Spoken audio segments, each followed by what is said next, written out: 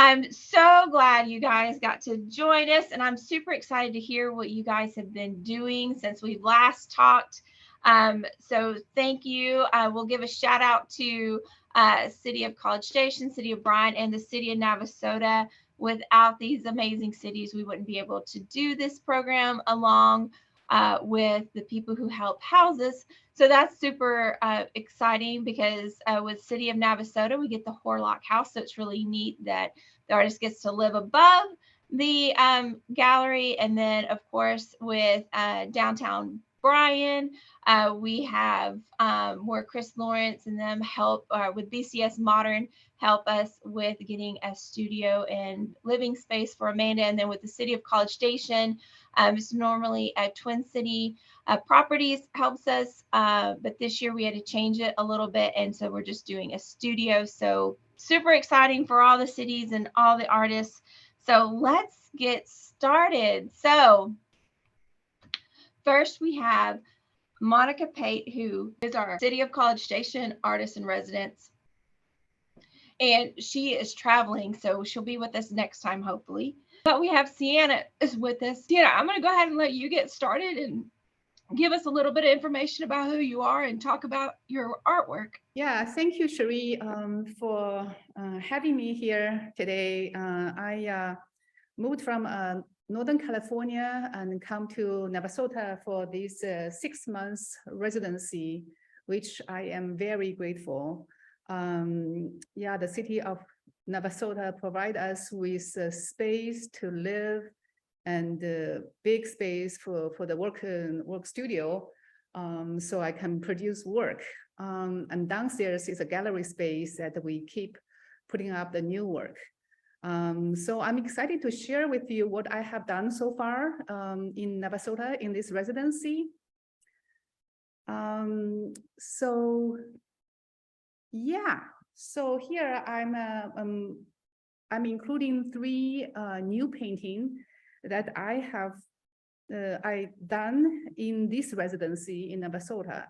And this is a part of my solo exhibition in upcoming January in Southern Arkansas University. So here is a sneak peek. So this one is called Shields 1, and then the second one is Shields 2. I am going back to my commodity series with a new understanding that my own attachment to the products in subconscious level is like equal this possession with love and belonging. So with this new understanding, I have more compassion on one hand for how the past thread made the fabric of today. So, but on the other hand, I continue to incorporate symbolic elements to encourage the viewers to consider a darker social and psychological context. So the new things I'm trying in this continuation of commodities is twofolds. One is I am exploring from a male perspective. This actually like our boys, his belonging, his accessories. And also I extended next painting is towards the dog. So it's actually a goggle for dog. And what's interesting is it has a reflection of him taking the picture of the dog, and also can tie into, you know, the technology as a version of commodity. And the second fold is I am trying, if you go back to the first picture, I am trying use colograph, which is a printmaking method as a base layer. So when I created this colograph, I used fabric and threads, you know, tied into this subject matter. So yeah, so these 2 paintings, along with other 5 commodity pieces, will be at that solo exhibition. Wow, I just really am really impressed with the reflection in this in the dog. That's got to be hard to do. Yes, it's there's a distortion there, and it takes many layers And I have to experiment with like, glazing and sometimes paint over it. So back and forth with, it's been a fun and challenging project, this one. Oh, I bet. And so you are, so with, so the subject of this one and the dog are the same commodities? Yes, yeah, it's also, yeah. After I come to Navasota, I did 6-7 pieces of commodity with this new understanding, how my attachment. So before it's more like a critical point of view, but now I have more compassion, how our past actually form our view and our behavior now. So yeah, but I'm still continue the thread of, the darker side of the social and psychological meaning in this. I like that you went with the dog though. That's, I wouldn't have thought about going that angle.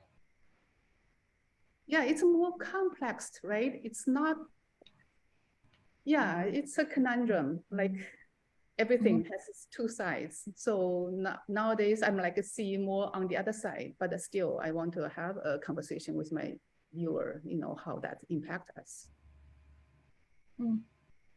Wow. And this one is I love that you called this one, was it the kissing? Yes, actually, I took this photo in Canada. So they are actually fighting, but then the way they're big touching is almost like a kissing. So I gave it the romantic name of kissing. So this is actually a collaboration between my bird painting and my late grandfather's Chinese ink painting. Oh, wow. Yeah, so through this collaboration, I'm trying to honor my experience as a bird photographer and also pay tribute to my grandfather's life passion for art. Even though he discouraged his children from like learning the useless art, but himself is really have a passion, spend 30, 40 years painting.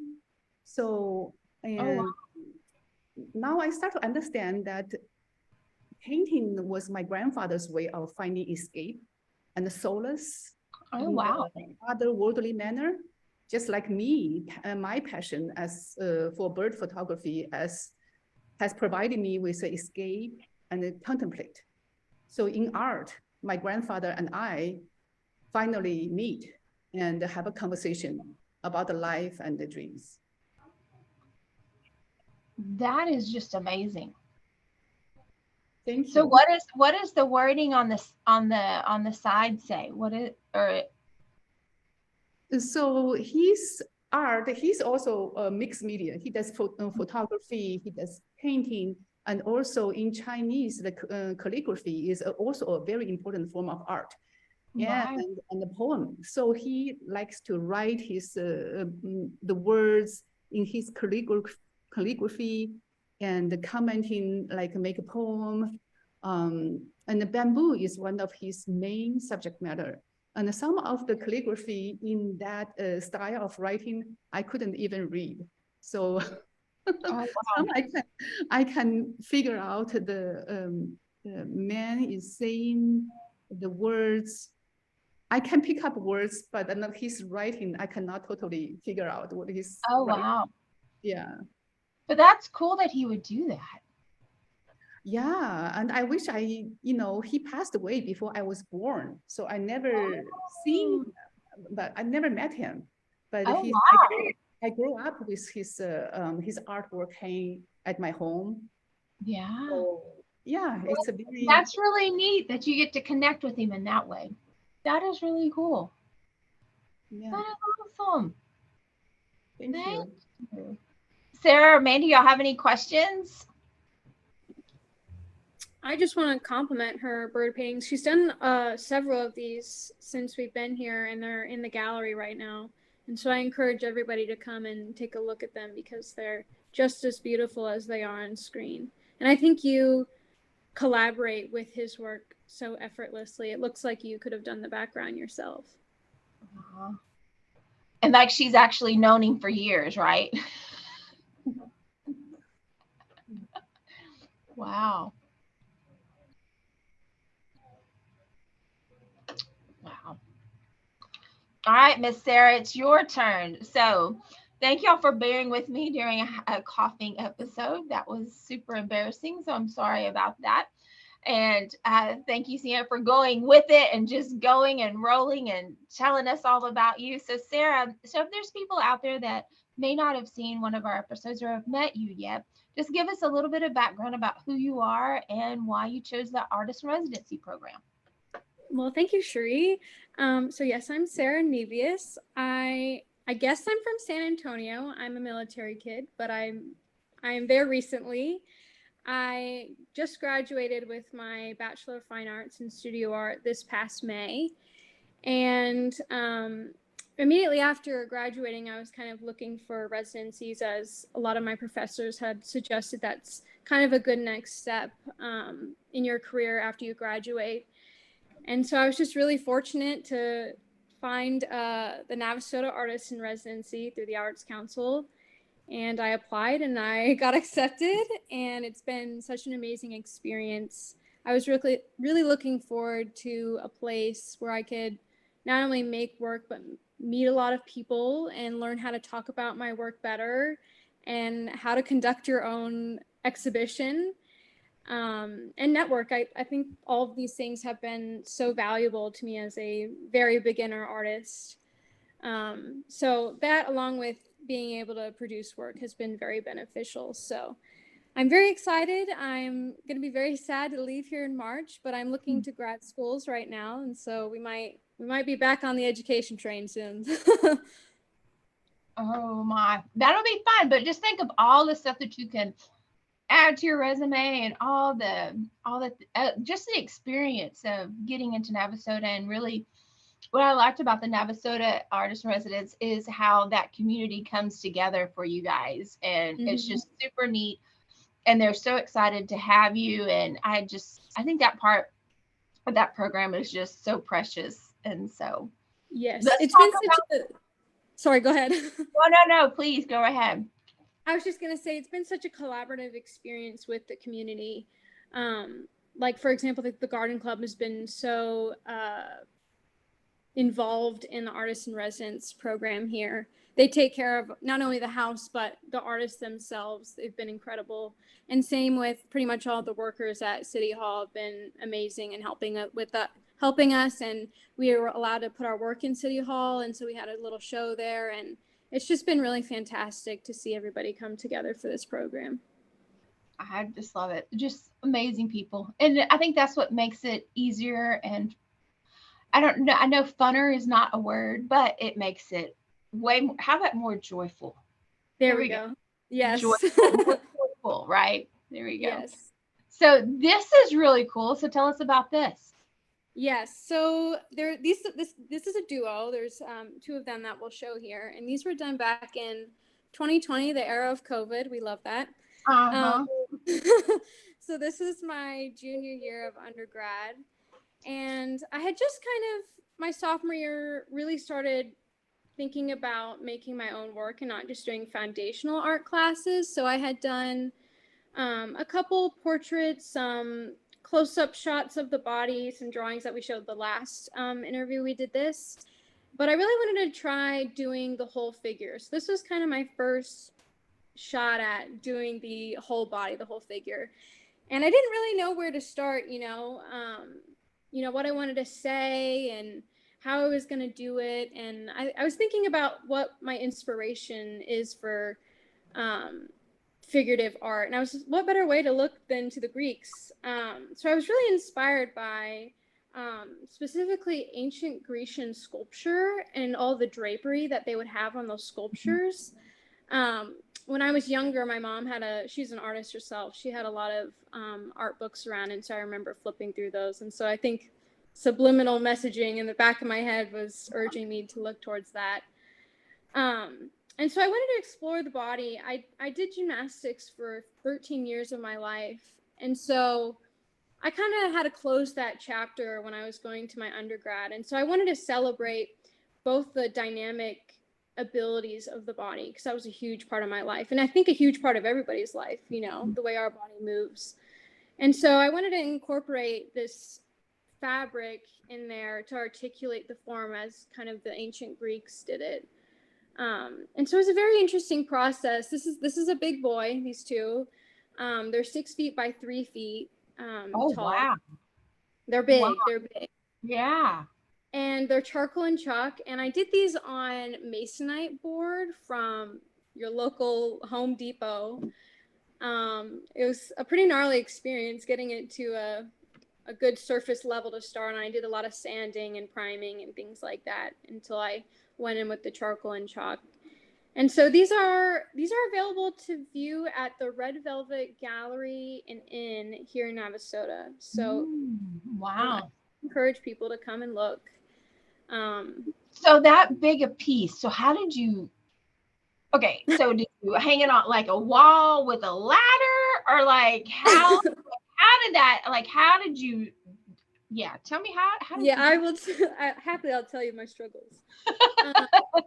So I asked my professors, you know, how I'm going to go about this. And what we did was, so we had a studio in my undergrad, and I bought little mirror clips. So you think about your bathroom mirror, that's what holds that up there is mirror clips. And so I drilled like 4 mirror clips into the wall, and I just stuck that boy up there. And then I went to town with it. I think I used we didn't have ladders, so we had a lot of metal stools, and so my body was pretty banged up after kneeling on a stool for, you know, 30 hours to get it done. But wow, that's incredible. That's just a huge piece. They're pretty big. They're very difficult to move. So oh yeah, man, I bet it looks really pretty in the red velvet.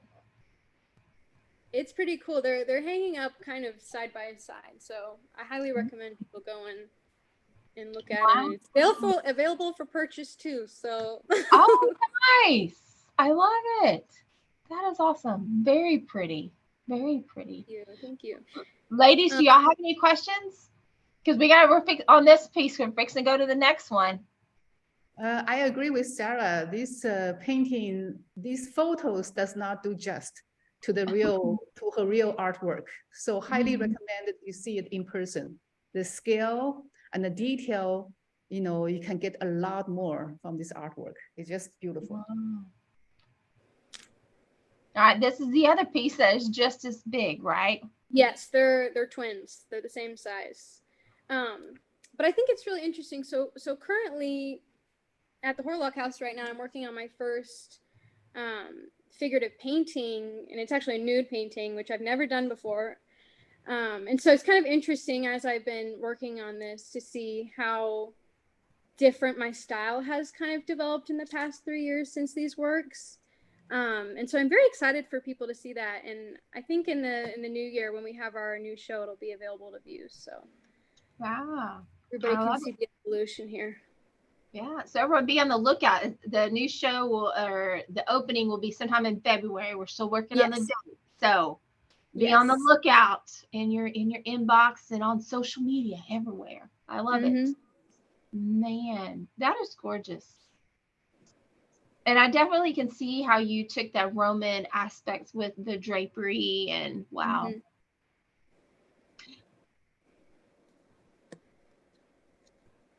And that is all charcoal.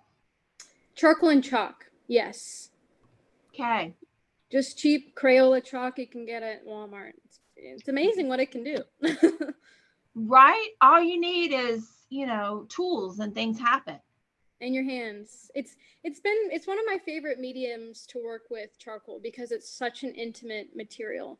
I really am getting my whole body involved in it. It's like so physical to apply it and to mix it with my fingers. Like you're getting the oils of your fingers in there, your sweat is in there. It's such a physical material, and I really like that about it, you know. My blood, sweat, and tears is really in my work. Right? Get a little messy in there. I love it. Oh, I'd come home and I looked like a chimney sweep. Oh my gosh, that is just beautiful. Just beautiful work. Thank you, Sheree. Yeah. Well, Amanda, are you ready? I am. Awesome. So, Amanda, if you will just give us a little bit of background about who you are and why you chose the Artist in Residency program, just in case there's anybody out there that's watching that hasn't seen us yet. Yes, I will. And very briefly, I would also like to say that Sienna and I spent some time looking at our work together. And if anyone gets to see the full range of her bird paintings, please look for the pure white hummingbird. I didn't know there was such a thing, and it's my favorite of all the bird pieces she's done. And Sarah, wow. I didn't get to say anything to you, but I appreciate the monumental scale of the work you just showed and learning that you used just that regular chalk for the white parts of it. I think that was very interesting for me. I am from nowhere in particular. I've led a very nomadic life. I like to say I'm from planet Earth, if pressed. And I, before coming to Bryan, had been spending some years collaborating on public sculpture, mostly posthumous portraits of people. And this is really an opportunity for me to hopefully begin to develop a new body of work, personal body of work that I've been carrying for some time. Wow. I just love, I'm just from planet Earth. You know, isn't that really what we all should just say? I'm just from planet Earth. We all get along. It's nice when we all get along. I think that the new year may bring us some glimpses of the new sculptures that I'm working on here where I'm housed. I didn't think people would be too interested in turnbuckles and hardware cloth and zip ties that are used for building armatures. Maybe some people would.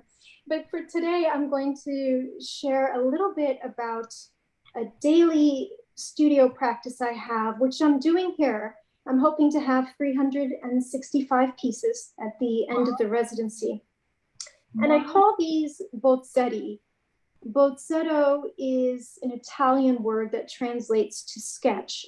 And I think that most people are familiar with the French equivalent, which is maquette. So what we're talking about is a small scale model for a larger sculptural idea. And sometimes I've had my students do this as an exercise. It works for confronting creative blocks, for example. I do it because for me, it's a very unique practice that doesn't show up anywhere else in my career. My whole life, I've worked from source material, so often a live model or photographs. With the bozzetti, I take a piece of raw earth. It's just me, it's just my fingers, and that is a very intimate and truthful and forgiving process for me. And I set a timer for 1 hour, and I don't look at anything. So it's really a leap of faith. Every piece you see, there have been a few exceptions over the years, but every piece you generally see has come from somewhere through me and into the clay. The piece that's on the screen right now, sometimes they have titles show up too. This one is called Abide. And so we have a monk-like figure with a butterfly. And for a sense of scale, generally all of these can be held within the palm of your hand. Oh, wow. And you do this in an hour? In an hour, yes. Wow. My clay would not look like that in an hour. I have confidence. I've done many of them. I love it. I love it. Wow. That's just incredible. And he looks so peaceful just talking to a butterfly. Yes, this is one of my favorites. I can see why. Wow. You ready for the next one? I am. So sometimes the bozzetti show up as relief sculptures, which is basically have the illusion of something that's very dimensional on a very flat surface. And this one, I laughed a little when I picked it out for today because it made me think a little of Sienna's work with the commodities, with the bags. So, saying goodbye to those hooks and going up in the balloon. This one's also from a few years ago. I like it.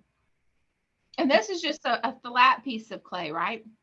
Yes, Like so they used to have at larger hardware stores like Home Depot or Lowe's these little flooring samples. You may have seen those, and they're free.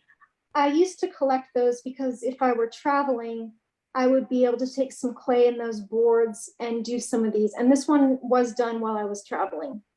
oh, wow. Wow. Have you ever been inside a hot air balloon before? No, I haven't. Have you? I have not, but that sounds like really scary. And, you know, in New Mexico, they do that whole hot air balloon thing, and it's absolutely gorgeous. But I don't know. That's a basket. I don't know. I don't know if I could do it. I don't know. But it looks absolutely beautiful, though.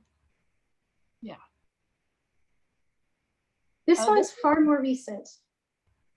And I think it's a good example of how what around me can influence what I make. So sometimes what comes across in the clay is what I'm working on in myself. Sometimes it's a reflection of what's going on in the larger world. Sometimes it comes from a divine space. We hope they all do.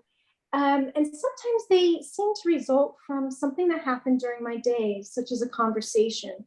And with this piece, I had been driving in the car, and a friend in the passenger seat had begun describing a novel that she is working on writing.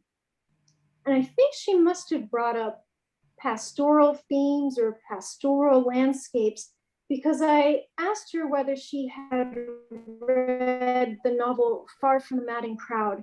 And I think what happened in my bozzetto is we have the two protagonists from that novel, a character named Gabriel Oak and another character named Bathsheba Everdeen. And they were in the worlds of sheep herding and farming. The sheep were a delight to watch. These 5 little sheep come out of the clay. I mean, I didn't know they were in there, and they each have their own distinct personalities. wow. So I can see 3 sheep, but you how many? 5? 5 sheep? Yes, so one figure is holding one. Right. And then you have on the left side, there are 2 next to each other. One's partially in shadow. Ah, okay, okay. And then to the right, there's a lot of light on the cranium of one. And then if you go further down, there's one with its head tucked down. Oh, yes, I see him. Awesome. Yay. Very nice.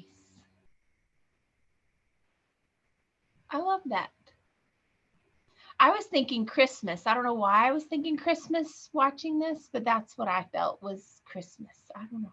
Maybe it's the season. Oh, that's interesting. I don't know. But I thought Christmas. Yeah. Here's your next one. This one was made a few days ago, and sometimes one runs out of clay or again is traveling. I encourage my students to try and make something beautiful out of very little. Sometimes that's something that might be from the garbage or the recycling. And do any of you have any guess as to what has made these lines? Fishing string. That's a good guess. Nope. I will not say it because I know it. Ah, cheater. Don't say it. Let me think. Zip ties? Nope. Good guess. It's human hair. Wow. So what I discovered, I'm not a linear artist. I admire people who can draw in pen and ink, especially from their heads. And that was reinforced in printmaking. I'm not a linear artist. When human hair is damp, it is very easily manipulated into these beautiful lines. You will only get curved lines. If you want any angles, you will need to have a blade of some kind to cut the hair. Oh. Wow. So what's the background? Is that just like you painted or? You can do this on a tile that you moisten. You can do it on the floor, on a wall, in the bathtub, in the shower, outdoors. And usually a slick surface that's very smooth is helpful. Wow.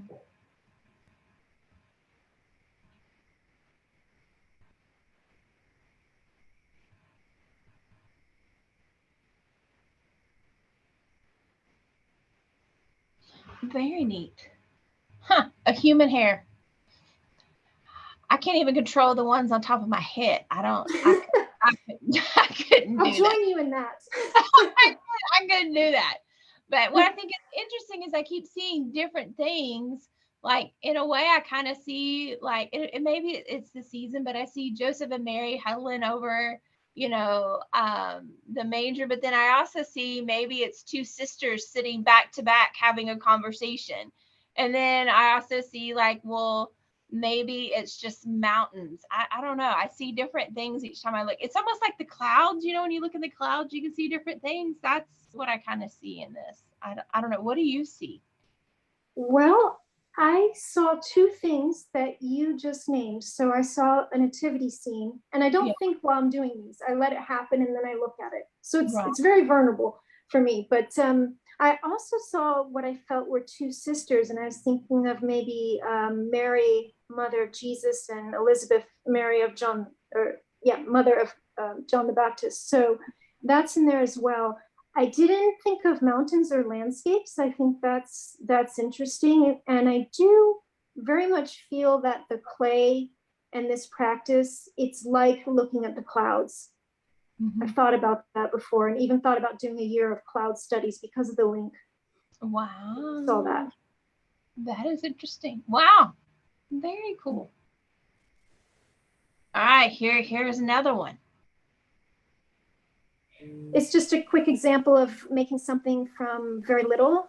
I was enjoying what must have been a clementine or a mandarin, maybe an orange, and saw a landscape with two little figures. So again and again, people tell me that they're not creative, and I don't necessarily believe that. I think a lot of people have been told that, and I've watched a lot of people do these exercises and come up with amazing things.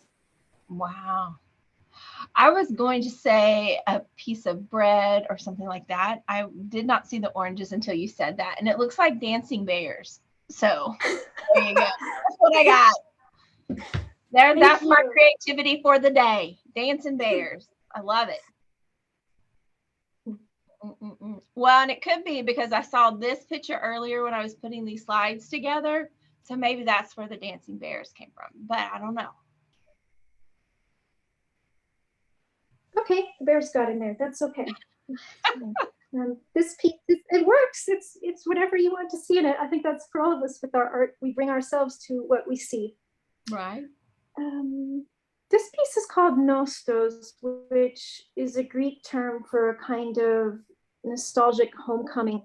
And it's an example of what the work looks like when it becomes a little more refined. I did not do this in an hour. This is plaster, not clay. Oh, and wow. There was once a brief discussion about enlarging it for a hospital on the East Coast.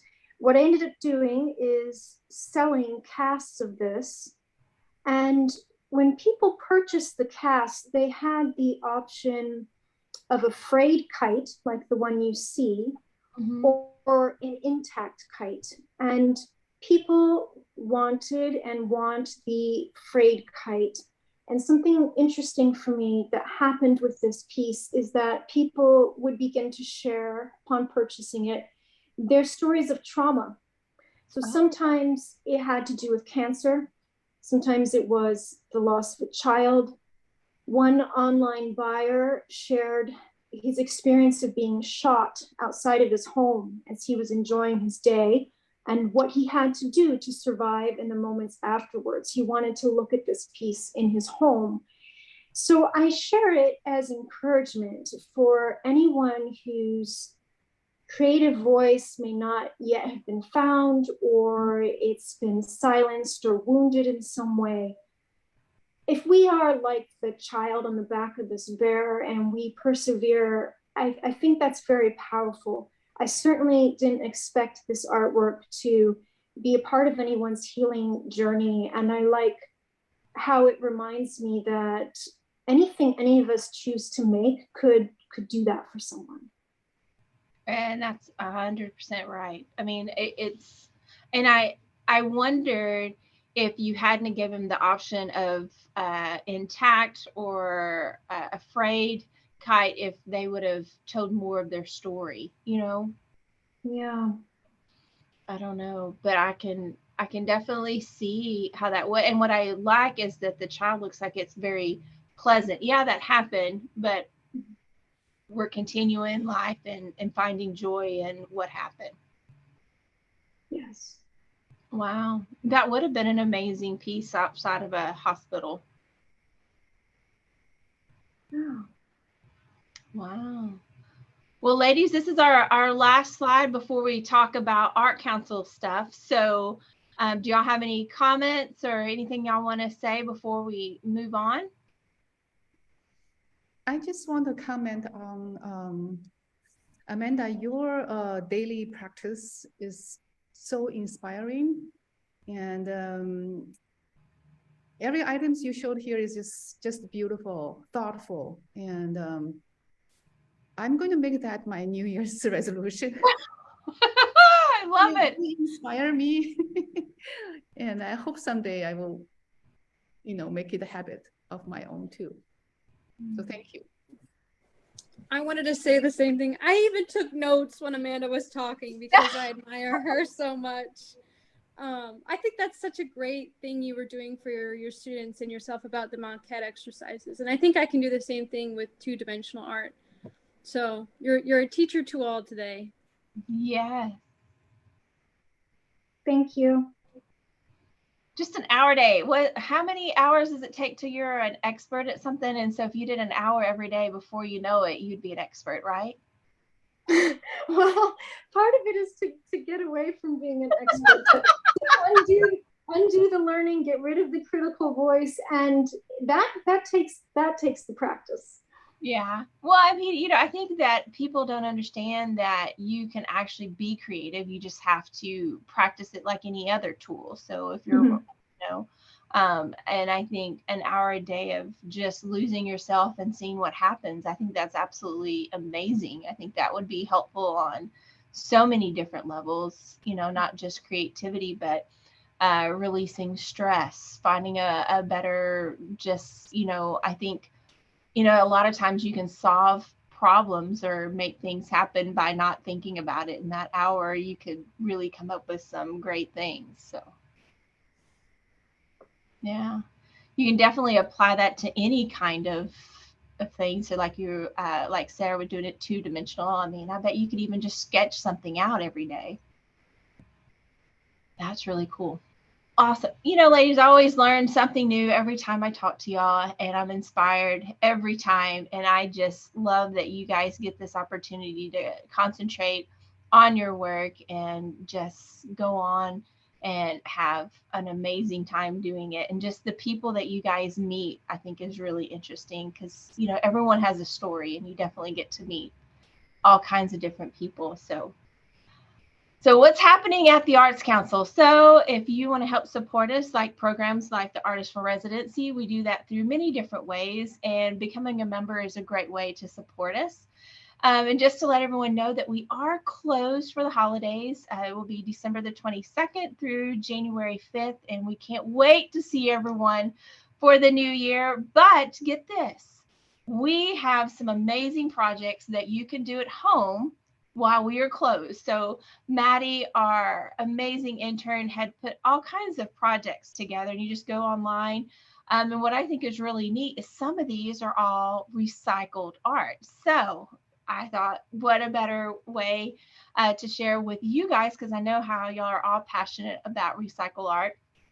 And, if you're home for the holidays with your kids and anyone that just needs some kind of outlet, you can find all kinds of stuff. So some of these are done with paper plates, toilet paper rolls, markers, paints, all kinds of things that you probably already have around home. And so Maddie has a great how to do it on our website. So all you have to do is go to acbb.org and look under art projects.